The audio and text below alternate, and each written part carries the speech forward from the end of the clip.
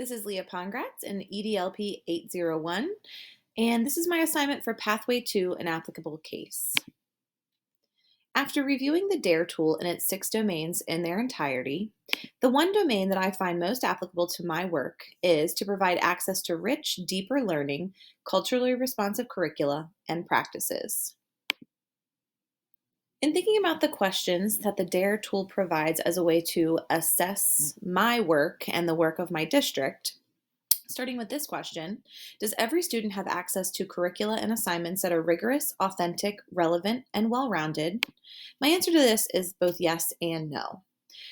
My county does do a really great job of providing an equitable, essential curriculum that all teachers and students have access to countywide. This essential curriculum is full and rich and meets the needs of the children in all content areas, including computer science, which is my designated area of specialty. Our essential curriculum also contains a variety of formative assessments and summative assessments that teachers use to drive their instruction and to measure student achievement.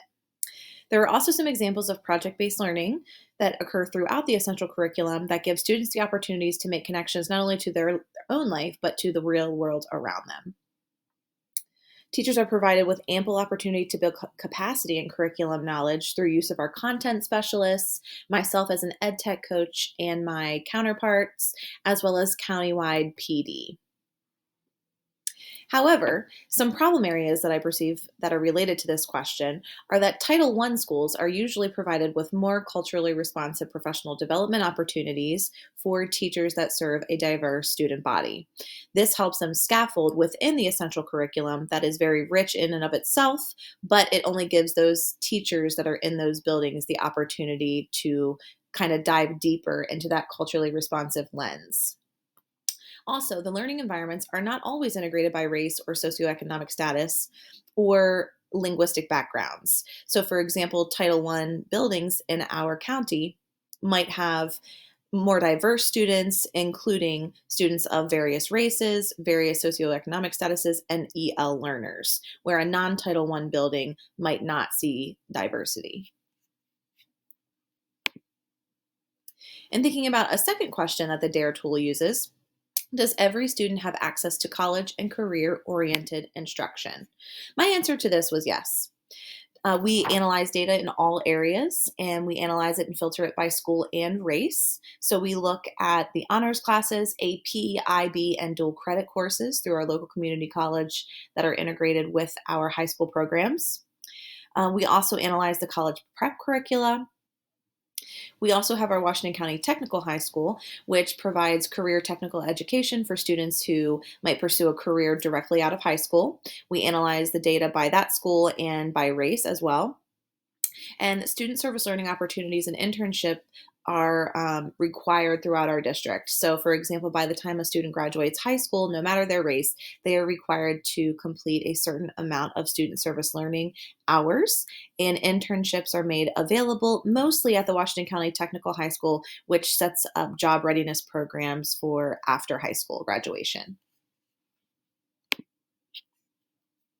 And thinking about the third question when utilizing that DARE tool, does every student have access to the academic supports they need to excel academically? I said both yes and no. So student success rates in courses are filtered by school and race for us to analyze and see those achievements and achievement disparities.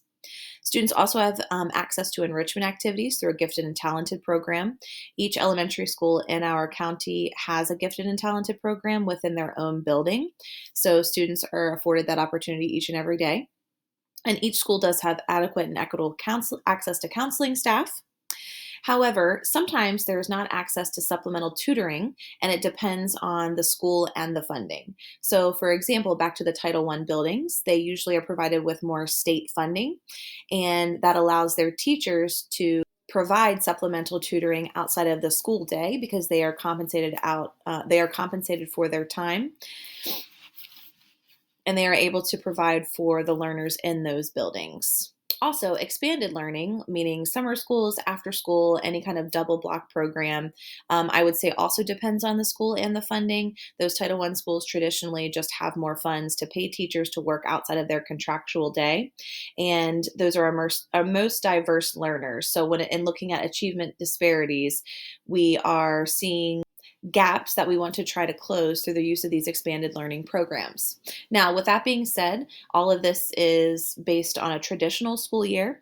So, with COVID relief packages, every elementary school in our district last year and this year is going to have access to supplemental tutoring outside of the school day, both morning and afternoon. And every elementary school is going to have expanded learning in the summer, where students can participate in project based learning camps. So, in thinking about the culturally responsive tenants, I kind of went through and decided what areas I could really focus on to improve my practice. So, I said that I could continue to critically self reflect on leadership behaviors by engaging in continuous learning of cultural knowledge and contexts. And that also could mean having the courage to challenge whiteness, not only just in a building, but at a district level, if I see it as being an issue and causing an opportunity gap for all of our learners. I also think that it would be really important to use equity audits to ensure inclusivity in all of our buildings. We recently added a department which is called the Office of Equity and Excellence. And those equity audits are going to start rolling out, but they have not started yet. So I think that in looking at the data surrounding inclusivity, that could really help us to make gains to ensure equity across the county. I also would like to continue to develop culturally responsive teachers.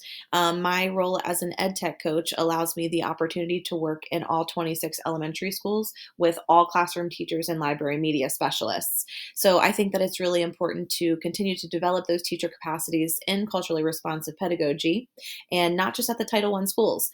I had the pleasure of working in a Title I building for the first 12 years of my career, and I received a lot of professional development surrounding ACEs, culturally responsive teaching, trauma informed learning, and other really great pedagogical strategies that I could use with my students that I know other teachers in non Title I buildings were afforded. So I think it's really important that that becomes equitable for all teachers within our district. I'd also like to continue promoting culturally responsive and inclusive school environments. The number one way I feel like I can continue to work on this is to model. I think that teachers and students often start their learning out in the same way, where they all need to see a model for them to understand what something looks like in order to build on that foundation. So I think it's really important to model for staff and buildings and promote relationship building, not only with students, but with families in the community. And I also need to make sure that I have the courage to challenge exclusionary policies and teachers. If I see something that is just not inclusive, or the expectations of Washington County Public Schools, or the expectations of myself as a member of Washington County Public Schools, I need to be okay to kind of call out that policy or teacher and say, give me a reason why you're doing this, and maybe we could try it a different way. I'd also like to continue to engage stakeholders and develop positive relationships with our community. I think it's really important to integrate community buy in into our schools, because that's the only way that we're truly going to get to know the jobs within our community, the business within our community, which is then going to let us know the parents in our community a little bit deeper. And so I'd like to be an advocate for community based causes and activities. I'd also like to resist deficit images by encouraging strengths based instruction. And over the past 2 summers, we've had a lot of professional development on strengths based learning, and trying to resist those deficit images of students so that we can build on what they already know. Thank you.